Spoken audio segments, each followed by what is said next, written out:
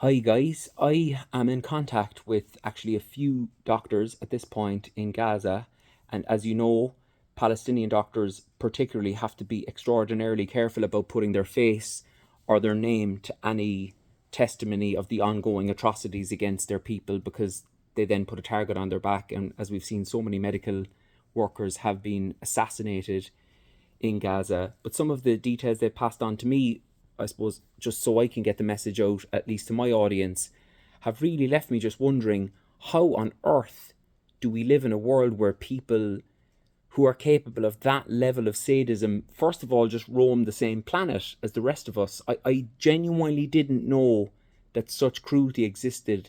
And then I suppose the big thing is, how on earth are we at a point where Western governments are still allowing a regime like this to act with this level of impunity when it metes out this level of just pure hatred and cruelty? You know, they told me that some doctors are trying to effectively smuggle because it's banned, baby formula into Gaza. And whilst the IDF allow certain items to be brought in because it's doctors, so they have some sort of deference to doctors, baby formula is an absolute no-no. You cannot, even if you're a doctor from a non-Palestinian doctor from the West, you cannot, under any circumstances, get baby formula into Gaza. Now, even if you were to believe the utter crock of shit that is Hamas confiscate all the aid and they do whatever, the Israeli fantasy is of whatever Hamas do with aid, what are Hamas fighters going to do with baby formula?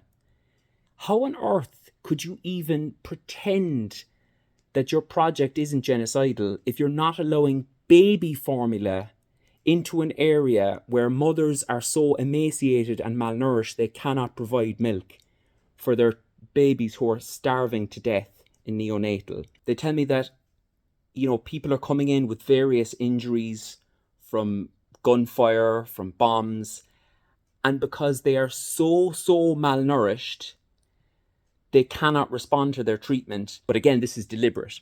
This is very, very deliberate from the Israelis to make sure that because there's nothing coming in, there's no nutrition whatsoever available, that if you go in with even minor injuries, the chances of death are increased tenfold. Again, this is an army and a state that are claiming what they're doing in Gaza is not genocidal whatsoever.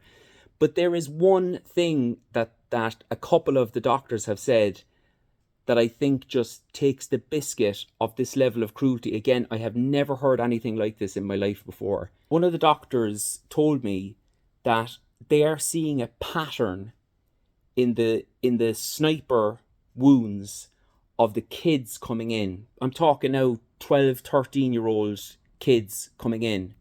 One night, a lot of the kids coming in will have gunshot wounds to the head. Another night, it'll be the neck. And another night, it'll be the arms or the torso. And it seems, according to the doctors there, that the Israelis are just playing.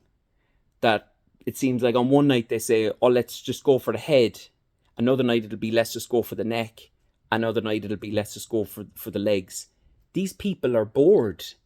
Their level of wanton, hateful violence has got to the point where they're bored and they're coming up with games for themselves. That's the level of depravity and, more importantly, impunity that these monsters have. And here we are in the West, still sending them the aid, the weapons, and providing them with the diplomatic cover to continue doing what they're doing. Like, can you even get your head round that level of cruelty? It reminds me of something Norman Finkelstein said about the Nazis. Like, as horrific and as unconscionable as the Nazi project was, for them it was scientific. Their extermination project was scientific. They actually tried and prosecuted people for sadism.